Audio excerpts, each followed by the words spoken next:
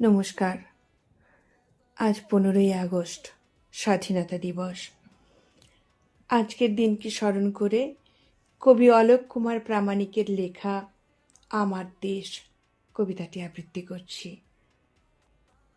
দেশটা আমার ভারতবর্ষ, প্রণাম জানাই জন্মভূমি। জগৎ জানে বিশ্ব মাঝে সকল দেশের সেরা তুমি। মানচিত্রের হীরক মুকুট, হিমালয়ের তুষার চূড়ো, নিশির শেষে দিনের প্রাতে সূর্য ছড়ায় সোনার গুঁড়ো। নদ নদী আর বালির মরু সবই পাবে দেশটা ঘুরে। নীল সাগরের ঢেউটি নাচে এই ভারতের ত্রিদিক জুড়ে।